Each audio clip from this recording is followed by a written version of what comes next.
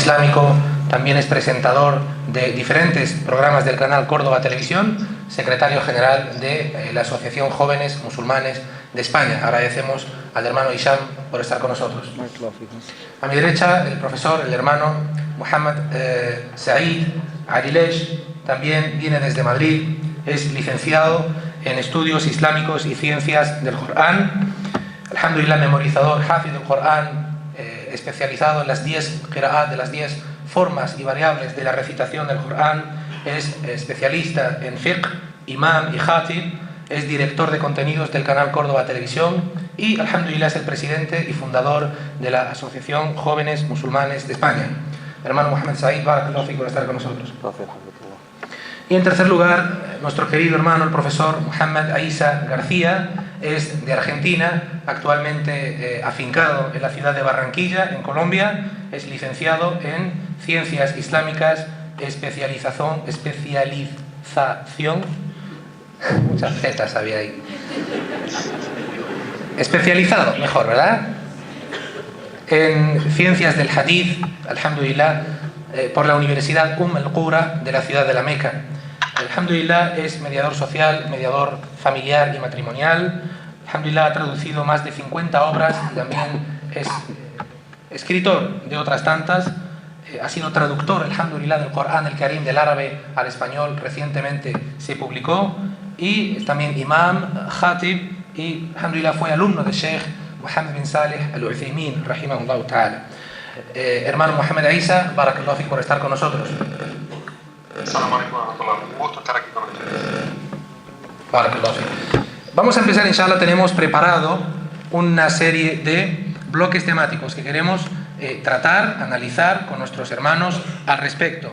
Durante todo este fin de semana hemos estado tocando temas muy interesantes.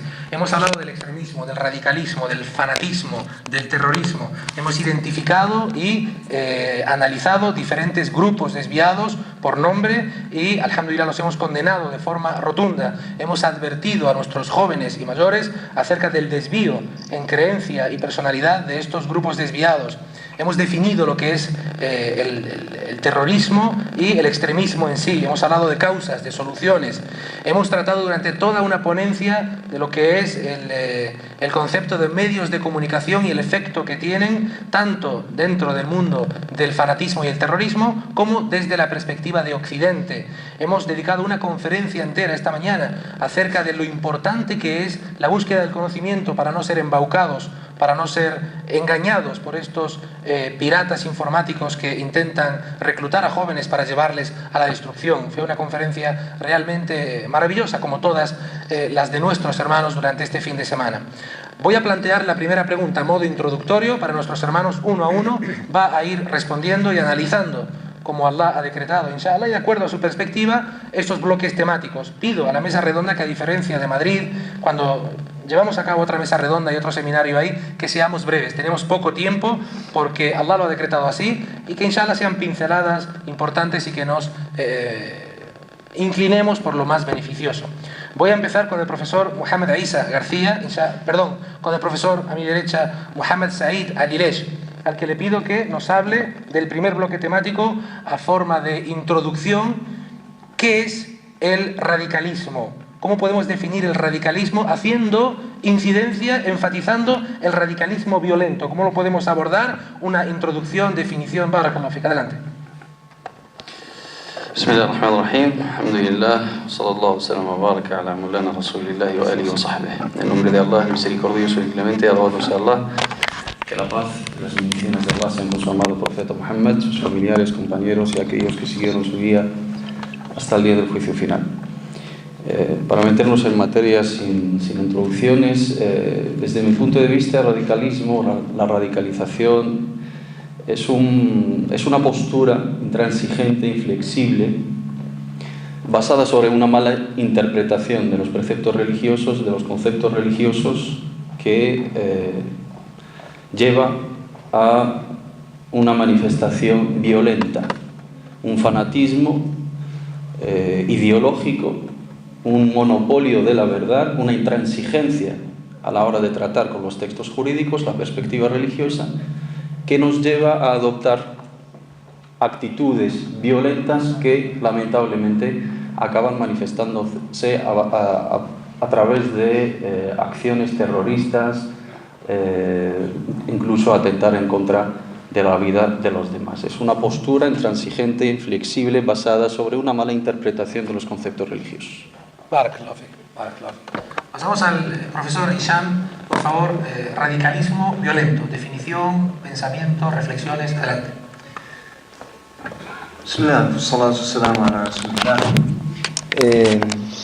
La pregunta acerca de las definiciones, la definición de radicalismo, estoy totalmente de acuerdo con lo que ha dicho el hermano Mohamed Said, es tender a los extremos en la religión y llevar a esas opiniones fanáticas, esas posturas fanáticas a el extremo de atentar violentamente contra las otras personas que nos lleven la contraria o no estén de acuerdo con nosotros. Antes de esa violencia física existe una violencia que es dialéctica, lingüística, es decir, antes de pasar el radical a agredir o matar a la otra persona, necesita justificarlo y por lo tanto precede ese paso un paso que es la violencia dialéctica. Pronunciarse, decir, esa persona es kafir, esa persona está desviada, esa persona no pertenece al Islam, para así sacar a esa persona de lo que es el fuero de la umma, la protección de la umma, y así poder atacarla ya violentamente, pero no la violencia simplemente dialéctica, sino física ya, eliminar a esa persona. Pero, con esto termino, no podemos quedarnos en definiciones. Desde mi punto de vista, el gran error que estamos haciendo hasta el momento es definir las cosas, definir esto significa esto y esto significa esto. Pero hemos definido todo. Ahora, ¿cómo solucionamos el problema? ¿Cómo cambiamos la realidad? A base de definiciones no se cambia la realidad. Se cambia la realidad hablando del origen del problema y hablando de qué podemos hacer en nuestro entorno directo, en la ciudad de Melilla, para cambiar esta realidad. Las definiciones ya nos sobran, ¿no? Barakallahu fikum. Vamos a... la definición ya está dada, así que no voy a dar una definición más larga, porque las definiciones ya tenemos demasiadas. Barakallahu fik. Hermano Mohamed, profesor Aisa García, adelante, por favor. Definición, impresiones sobre el término radicalismo violento. Adelante. Mashallah, queda muy poco para agregar con lo que han dicho los dos profesores que hablan de recompensa. Quizás lo único que podría agregar a eso es que estas personas carecen de herramientas de comunicación y por lo tanto piensan que la única manera de solucionar las diferencias de opinión que tienen es a través de la violencia. Entonces nosotros como musulmanes debemos tratar de enseñar a nuestros jóvenes justamente las herramientas de la flexibilidad, de la tolerancia y de la comunicación sana de las diferencias, para que esas diferencias no lleven a que estos jóvenes puedan pensar que la manera de solucionar las diferencias que tenemos es a través de la violencia. Masha, barakallahu fikum. Muy bien, hemos analizado el término radicalismo violento. Es una toma de contacto con lo que va a ser esta mesa redonda. Creo que tenemos una idea clara de que el radicalismo existe. Existe un radicalismo aún peor que enfatiza la punibilidad, que es el radicalismo violento. Pasamos al segundo bloque temático. En este caso empiezo con el profesor Hisham. El bloque temático, la pregunta que lanzo es el factor ideológico. ¿Existe algún tipo de sensibilidad ideológica en estas personas que de la noche a la mañana llegan a radicalizarse? ¿Hay algún trasfondo ideológico? Bueno, en cuanto al trasfondo ideológico, tú lo has dejado bastante claro en tu ponencia acerca de, digamos, los bisabuelos o tatarabuelos de estas tendencias que son los Jawarij, ¿no? No obstante, pertenecen a esa escuela o a esta tendencia de los Jawarij, aunque hay novedades, hay cosas nuevas en los neo-Jawarij, por así decirlo, los nuevos Jawarij. ¿Cuáles son estas tendencias? Podemos hablar de un contexto occidental, pero yo quiero hablar del trasfondo ideológico allá donde está el problema, que es en Irak y en Siria, ¿no? El famoso Estado islámico antiislámico de el Irak o Sham, ¿no? Que es Irak y la zona de Sham, digamos Siria, por así decirlo. El trasfondo ideológico, desde mi punto de vista básico, es el baatismo, ¿no? Los grandes dirigentes y comandantes del ISIS y de otras facciones son un reciclado de las altas esferas del ejército baathí o baathista de Saddam Hussein. Y Saddam Hussein no tenía nada que ver con el Islam, incluso era un régimen totalmente laico, que no decía gobernar en nombre del Islam ni nada de eso, pero hacia finales de su vida se vio una tendencia a justificar sus posturas basándose en el Islam. Podemos entrar en ese debate si tenía la razón o no, eso es un largo debate. Pero ¿qué pasó? Con la caída de Saddam Hussein, la segunda decisión del ejército americano o estadounidense, mejor dicho, fue la disolución del ejército baathí iraquí, es decir, iraquí, que son 1 millón de personas. Ese 1 millón de personas se encuentran en el paro, no tiene medios de subsistencia y empieza a montar milicias para atacar a los estadounidenses. Con el paso del tiempo hay un encuentro entre ellos y ciertas facciones pertenecientes a Al-Qaeda. Los estadounidenses intentan arrinconarles en el norte de Irak, especialmente hacia el territorio limítrofe con Siria, y lo consiguen. Pero ¿qué pasa? Explota la revolución en Siria y esas facciones arrinconadas ahí entran a ese vacío de poder nuevo en Siria y lo aprovechan para reciclarse de nuevo como el Estado Islámico, pero realmente ideológicamente vienen de un trasfondo que no tiene nada que ver con el Islam ni con un Estado, un ideal de Estado o Khilafa islámica. Simplemente quieren poder.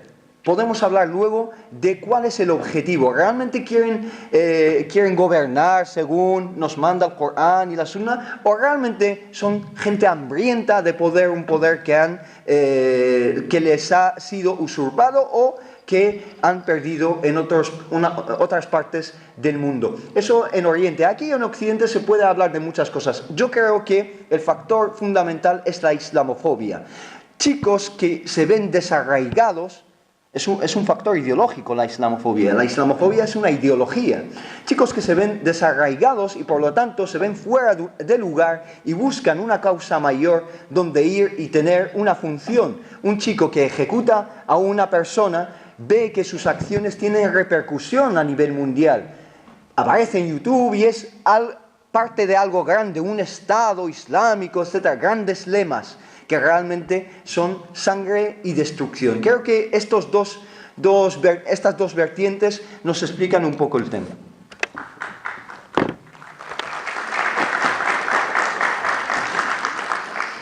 Hermano Mohamed Said, factor ideológico. Brevedad, por favor. Adelante.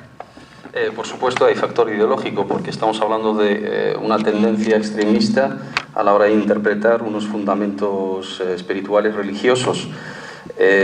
Cuando hablamos de esos jóvenes que tienen ese perfil vulnerable, tienen características comunes entre sí y se alimentan, lo he dicho esta mañana, hay que ser autocrítico, esos grupos extremistas parten desde una bibliografía islámica, parten desde un patrimonio, un legado jurídico obsoleto, descontextualizado, ¿no? Y lo utilizan, tiran de ello ahora para justificar sus acciones terroristas. Un concepto de acción bélica totalmente tergiversado, un concepto del yihad no definido, un concepto de Dar al-Harb, Dar al-Islam y Dar al-Kufr, la tierra del Islam, un concepto de los infieles, un concepto de la comunidad musulmana, un concepto teológico. Todo esto existe en nuestras fuentes, pero hay que hacer una filtración y hay que ir directamente al foco y al origen de esas ideologías. Tienen una base jurídica, tienen una base teológica, tienen una base espiritual descontextualizada, utilizan un perfil vulnerable que no tienen conocimiento, no tienen una inmunología religiosa y espiritual, les venden pasajes descontextualizados y ellos tratan de justificar su acción terrorista a través de esa mala interpretación de los textos sagrados. Profesor Mohamed Isa, por favor, valoración acerca del factor ideológico y su influencia en el posible radicalización de una persona de la noche a la mañana. Adelante. Sí, quiero volver a hacer hincapié sobre el punto que mencioné anteriormente. Creo que el tipo de personas, si hablamos en nuestro contexto, es decir, los países de América Latina, Europa, que se ven tentados por este tipo de pensamiento, es gente que tiene un perfil el cual no es gente de conocimiento, gente que ha tenido una educación formal islámica, sino que gente entre la que reina, por un lado, la ignorancia, es decir, pueden ser fácilmente manipulados por personas que saben cómo utilizar algunos textos, como bien dijo nuestro profesor Mohamed Said, descontextualizados, ¿no es cierto?, sacados de todo contexto real. Entonces, estas personas, sumado a que no tienen las herramientas de comunicación para expresar su diferencia de opinión, su indignación con lo que está pasando de atentados contra los derechos humanos en muchas partes del mundo islámico, y esta manipulación que se hace de ellos, hacen una transformación de la noche a la mañana. Y entiéndanse que esto es muy importante, no es parte de un proceso largo en el cual hay un estudio, son gente que va a la mezquita y aprenden, no, esta transformación tiene lugar, como bien dices, de la noche a la mañana. Cambia simplemente el objetivo, porque las formas de relacionarse con la realidad son generalmente las que tenía antes. No tenía herramientas de comunicación, y entonces la única que encuentra es la violencia. Bueno, hemos analizado un poco el tema del radicalismo violento, se han sentado las bases, se ha hablado de una posibilidad de que haya un aspecto ideológico detrás del fanatismo de estas personas. Pasamos al siguiente bloque temático. Empiezo contigo, hermano Mohamed Said, y en este caso es el factor psicológico. ¿Existe una situación importante dentro del marco o el aspecto psicológico para que las personas puedan llegar a fanatismos y cambiar de la noche a la mañana? Adelante, factor psicológico. Por supuesto, bueno, desde mi punto de vista, llegar del fanatismo de la noche a la mañana sería una afirmación un poco que dista de la realidad, sino es un proceso. Es un proceso. Primero tenemos factores alicientes, puntos débiles en el perfil psicológico de la persona, jóvenes que tienen un perfil común, un denominador común, que es la marginación social, no en todos los casos, sino en la mayoría de los casos, fracaso escolar, desempleo, traumas psicológicos, ignorancia, falta de capacidad intelectual y preparación académica, falta de perspectiva en la realidad. Cuando hablamos de jóvenes europeos, jóvenes españoles, jóvenes de contextos occidentales, Gran Bretaña, Bélgica, Francia, que salen de unos suburbios, que salen de guetos, que salen de zonas marginadas, una estigmatización constante en los medios, una falta de perspectivas y visión de futuro, no tener una preparación académica, rechazo social, el rechazo en los medios de comunicación, el rechazo en su realidad, la problemática de la identidad. Están buscando definir los elementos de su identidad, no se sienten de la tierra donde han nacido, confunden la confesión con la nacionalidad, confunden el origen de los padres con su nacionalidad actual, la contribución positiva. Todo eso es un cóctel molotov que nos da un perfil psicológico totalmente manipulable, que a la hora de inculcarles valores de un extremo u otro van a ser una presa fácil. Profesor Hisham, en este caso voy a incluir la que era la siguiente pregunta para ahorrar tiempo.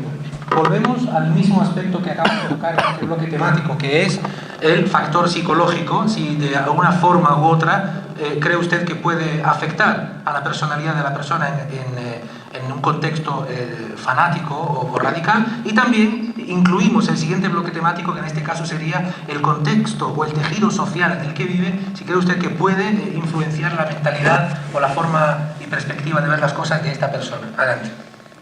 Muy bien.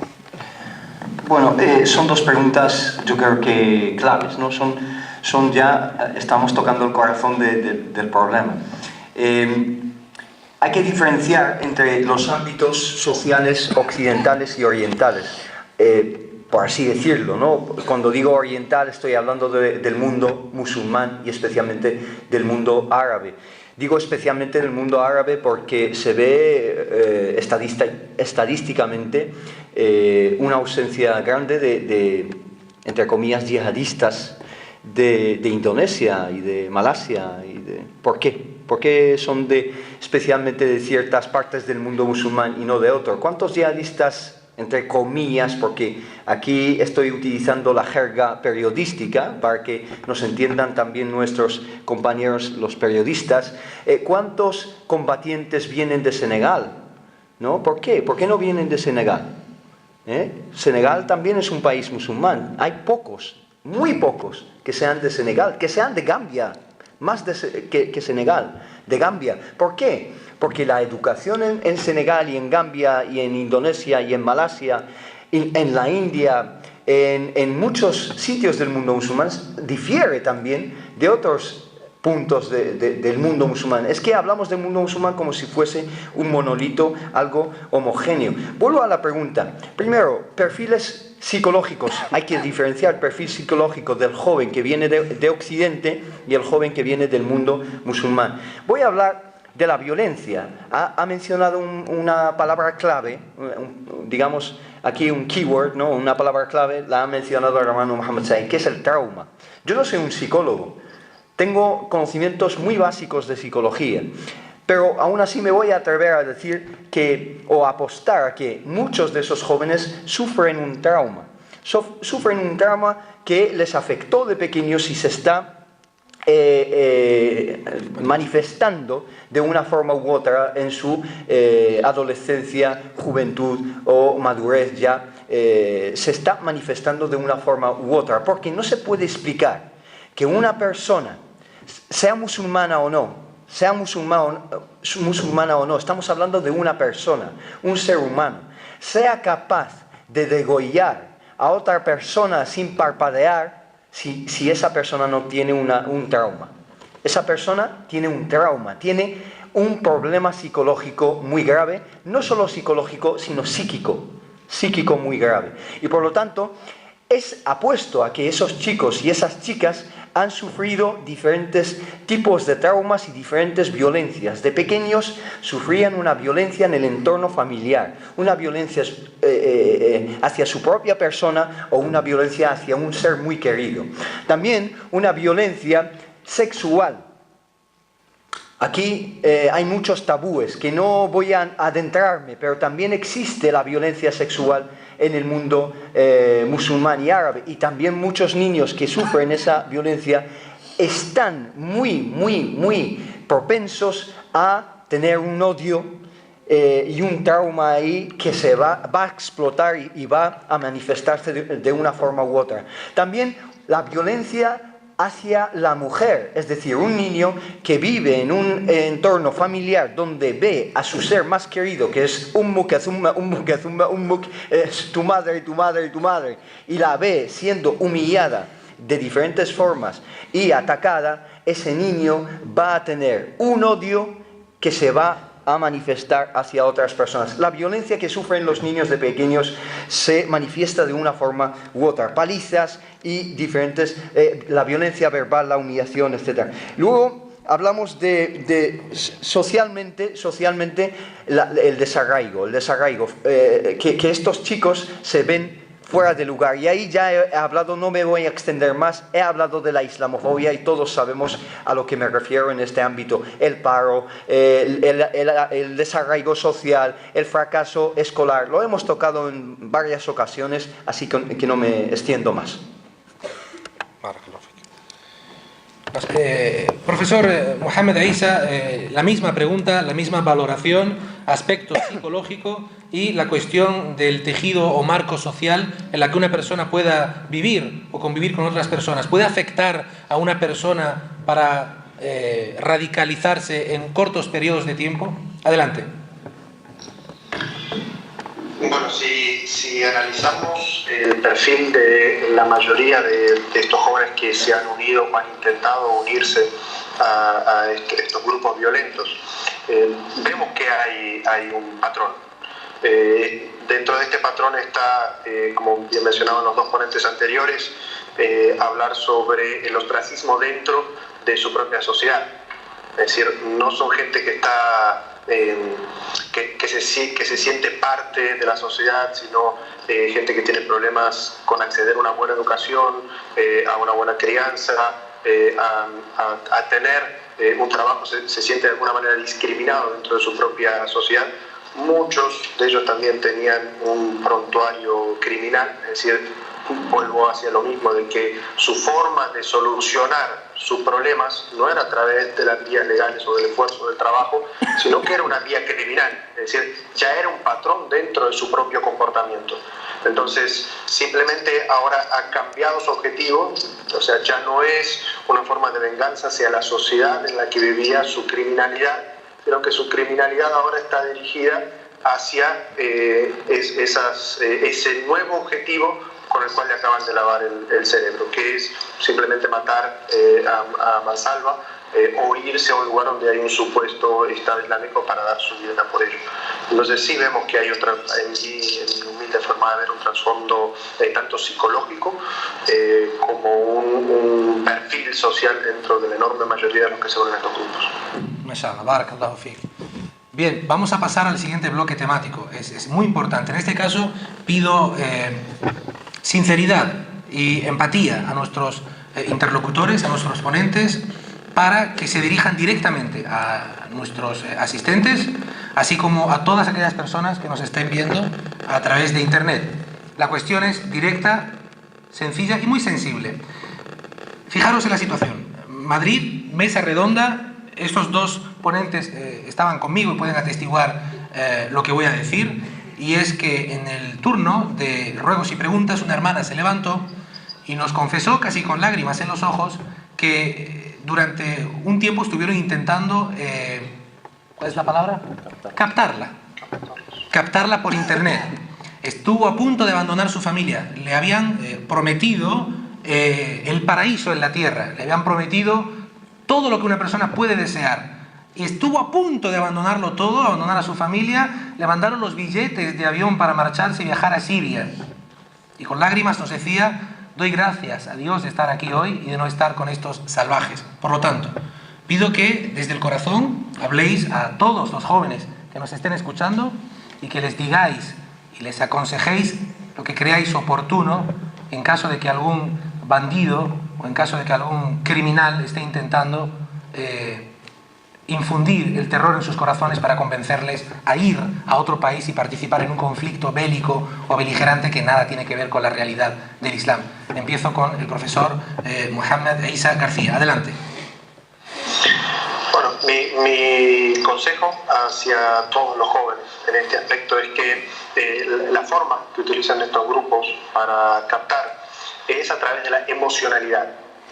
Y para tratar de salirse del eje de la emocionalidad, lo que tienen que hacer es remitirse a la gente de conocimiento. Es decir, cuando alguno de estos jóvenes sienta inmediatamente que está tratando de ser captado o que están tratando de cambiar su ideología, su posición con respecto a lo que está pasando en esta situación, lo que debe hacer es remitirse a la gente de conocimiento. De esa manera, una vez que tenga el apoyo de una persona de conocimiento que le pueda decir qué es lo correcto y qué es lo incorrecto y salir de ese eje que es la respuesta meramente emocional, si siente que estas personas realmente son y lo podríamos decir como un grupo de trata de personas, es decir, para tratar de captarlos y llevarlos hacia este tipo de objetivos, debe denunciarlos, porque estas personas son criminales. Entonces, ese debe ser de alguna manera nuestra posición hacia ellos. Y vuelvo a decir, tenemos muchos versículos del Sagrado Corán y hadices del profeta que hablan sobre la importancia de la familia y de la comunidad. Entonces, que se aferren a esa comunidad, que se aferren a su familia, que busquen la gente de conocimiento que los puedan rodear y que salgan de ese círculo que es el de la emocionalidad y responder a los incentivos emocionales simplemente de manera violenta. Barakallahu fik, hermano. Jazakallahu khairan. Hermano Mohamed Said, adelante, desde el corazón y brevedad. Adelante. Decirles a nuestros jóvenes que es un conflicto ficticio, ¿no? El conflicto de Siria y el conflicto en Irak, en los países de tensión en la actualidad, no tiene nada que ver con la religión. El conflicto en Siria es un conflicto político y hay muchas facciones, hay muchos grupos, hay muchos intereses, hay muchas agendas estratégicas, hay mucha competencia entre diferentes potencias y países y líneas, ¿no?, ideológicas, donde se utilizan a esos jóvenes, lamentablemente de manera gratuita, para hacer el trabajo sucio. Si verdaderamente lo que buscan esos ideólogos de esos grupos extremistas y terroristas es el paraíso, ¿por qué no van ellos y luchan en la primera línea y se mueren y nos dejan tranquilos a todos? ¿Por qué no se inmolan ellos?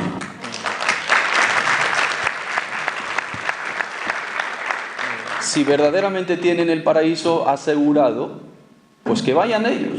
Si tienen a esas vírgenes también aseguradas, pues que se vayan ellos. No le coman la cabeza a nuestros jóvenes, no destruyan las familias musulmanas y no quemen vivo a los corazones de las madres y de los padres injustamente para utilizar a nuestros hijos y a nuestros jóvenes en sus juegos sucios. Esa gente son criminales, esa gente están respondiendo a agendas internacionales, están velando por la seguridad de ciertos países y están velando por los intereses y la lucha de titanes entre potencias, entre ideologías, entre políticas que no tiene absolutamente nada que ver con la religión. Si vas hoy en día a Siria, ¿con quién vas a luchar? ¿Con qué facción?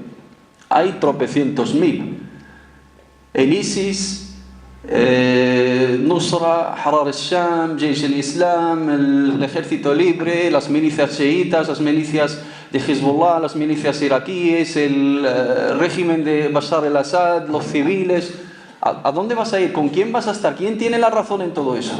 ¿Y a qué tierra vas a emigrar? Todo es una falacia y todo es una demagogia pura y dura que utiliza que abusa de la ignorancia de nuestros jóvenes. Por eso llamamos a buscar el conocimiento y estar en manos de gente cualificada que os enseñe bien los fundamentos de vuestra religión y vivir vuestra vida, disfrutar de vuestra vida y disfrutar de vuestros padres. Sois la esperanza de vuestros padres y la esperanza de vuestras sociedades. Tenéis que aportar y contribuir. Vivir por Allah es mucho más valioso que morir por Allah.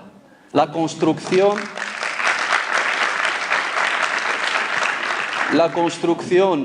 y la contribución positiva, ese es el objetivo de la creación del ser humano y ese es el objetivo de estar aquí, vivir felices y buscar la felicidad eterna en el día del juicio final.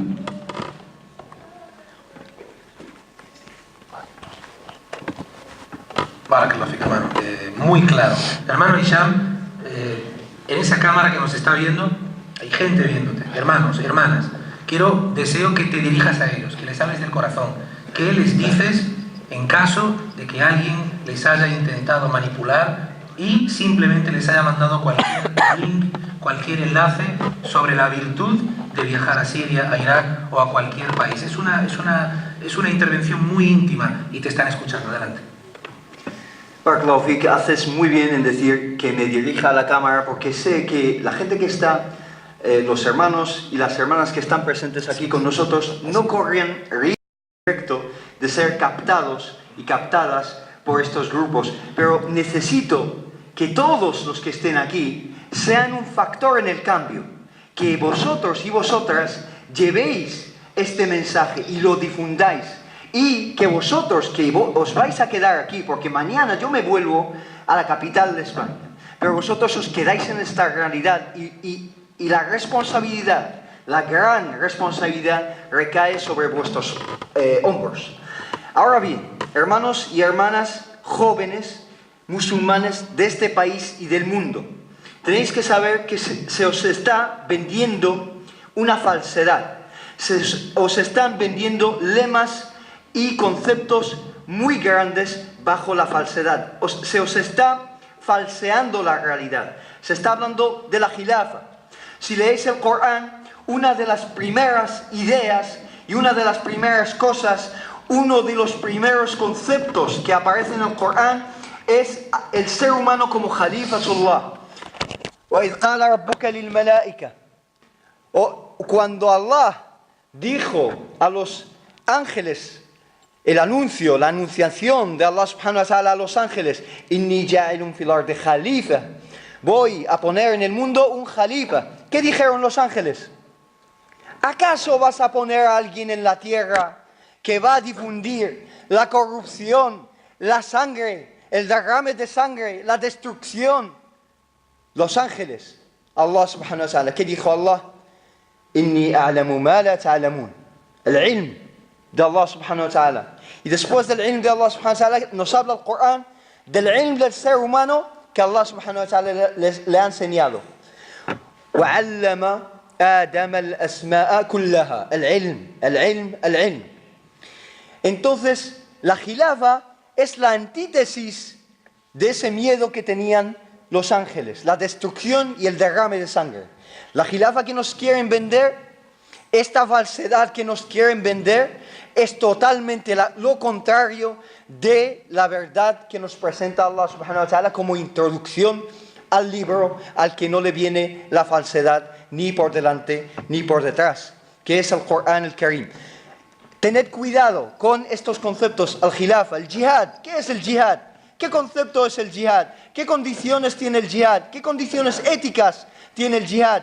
El profeta sallallahu alaihi wasallam, cuando mandaba a los ejércitos, los grandes califas, Abu Bakr, Umar, Uthman, Ali, radiallahu anhum, cuando mandaban a sus ejércitos que buscaban la justicia, buscaban acabar con la corrupción, acabar con la opresión, ¿qué les decían a los ejércitos? Les decían que era tajantemente, taxativamente, totalmente prohibido matar a niños, a mujeres, a inocentes, a civiles, a sacerdotes, derruir casas, templos, iglesias, sinagogas, cortar árboles, especialmente los fruteros, matar animales, especialmente el ganado. ¿Qué les decían los grandes califas a sus soldados? ¿Estos son los soldados de esos grandes califas? No, son lo contrario. Y tenemos que dejar este mensaje claro. Son la antítesis del Islam, es el Estado antiislámico. Tenemos que dejar claro este mensaje. No es jihad, es fitna. ¿Qué significa la fitna? Los árabes llaman a sus hijas fatin. Fatin es algo que te llama la atención, que te embauca incluso, te tenta. Es algo que tiene una tentación, la belleza. ¿Qué dice el Corán? Las leyes del Corán de la fitna. La fitna es exactamente aquello que el jihad quiere quitar y quiere anular. Que la takuna fitnatun fil ard. El jihad fue mandado por Allah subhanahu wa ta'ala para acabar con la fitna, no para crearla. Y la fitna es lo que está viviendo la umma islámica hoy en día por culpa de estos descerebrados. La gente que es captada por internet, como han dicho los profesores, es por cosas emotivas, chicas que se enamoran de algunos chicos y esos chicos les dicen, amor mío, ven aquí, que yo te voy a cuidar, yo soy el soldado de Allah, yo estoy aquí, que los musculitos y esas melenas y algo realmente falso, es algo falso. Y entonces, ¿qué dicen? ¿Qué dice el poeta preislámico Mur'ul Qais de la fitna? Dice lo siguiente: atención, del harb, perdón, el harb y la fitna, porque están interconectados, y dame un minuto, hermano, porque es muy importante. Dice, الحرب la guerra. أول ما تكون فتنة تسعى بزينتها لكل جهول. Cuando empieza la guerra, cuando es joven esa guerra, cuando es joven esa guerra, الحرب أول ما تكون فتية, es decir, joven, تسعى بزينتها, está adornada, está maquillada, y dice como una mujer, dice a los jóvenes, a los jahul, a los juhala, a los ignorantes, les dice, venid aquí, venid, que yo os voy a dar botines, poder, etcétera, etcétera. Venid, بزينتها لكل جهول حتى إذا اشتعلت وشب ضرامها ولت عجوزا غير ذي خليل. Pero cuando se enciende وشب ضرامها y sus llamas empiezan a verse, ولت عجوزا غير ذي خليل, se torna en una mujer vieja, una anciana que ya no tiene novios, ya no quiere novios, Jalil, ya no reconoce a sus novios. Esos novios que trajo para ella ya no son sus novios. حتى إذا اشتعلت وشب ذرامها ولت عجوزا غير ذي خليل شمطاء ينكر لونها وتغيرت مكروهة للشم والتقبيل. Le salen canas, شمطاء ينكر لونها, su color cambia, وتغيرت مكروهة, es fea, se torna en algo feo, للشم والتقبيل, incluso tiene un olor asqueroso, y nadie puede besar a esa chica, que es la guerra que empezó como algo bello y se torna en algo que realmente es feo. Hoy en día las guerras del mundo son algo feo. El Islam no quiere guerras. Allah subhanahu wa ta'ala nos dice, incluso el jihad, incluso el qital nos dice, hablan en los medios de comunicación, otros ignorantes hablan de la guerra santa. Pero ¿qué guerra es santa? La guerra es nunca santa. La guerra nunca es santa. Tenéis que tenerlo claro. El Islam nos dice, el Corán nos dice, Kutiba alaykum al-qital wa huwa kurhun lakum. El qital os ha sido, ese combate en tiempos del profeta sallallahu alaihi wasallam os ha sido prescritos, pero es algo que odiáis, porque es algo odioso.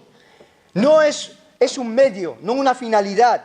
No se combate por combatir. ¿Qué dice el Islam del harb? كلما أشعلوا للحرب نارا أطفأها الله. Cada vez que encienden, habla de otras naciones, especialmente algunos judíos en tiempos del profeta que intentaban encender la guerra. Cada vez que intentaban encender la guerra, أطفأها الله, Allah la extendía, porque Allah no quiere guerra. Y por lo tanto tenemos que tener esto. No es jihad fi sabilillah, es jihad fi sabilil shaitan. Es jihad fi sabilil shaitan. Y esto no lo digo yo, lo dicen los eruditos. Fi sabilillah, Allah, en su camino hay condiciones. El shaitán, en el camino del shaitán no hay condiciones. Esto es jihad fi sabilil shaitan. Y termino con esto. Ibn Taymiyyah dice, إنما تبلغ به العصبية القتالية فيقيم جماعة قتالية يوالي عليها ويعادي عليها فجهاده جهاد في سبيل الشيطان. Las personas que crean grupos y combaten a los demás musulmanes, realmente su jihad no es fi sabilillah, no es en el camino de Allah, sino en camino del shaitán. Y estas son las palabras del Imam Ibn Taymiyyah. Barakallahu fikum.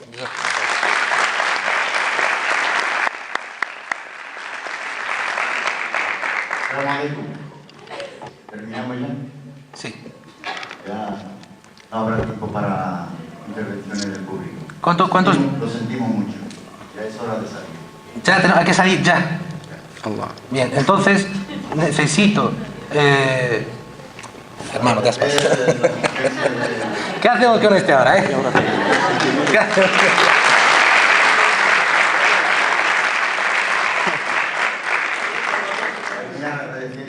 Bueno, voy a terminar, inshallah, Ikhwani, Akhawat, muy brevemente. Evidentemente, el hermano Isham no tiene la palabra, así que solamente necesito lo que es brevemente una frase.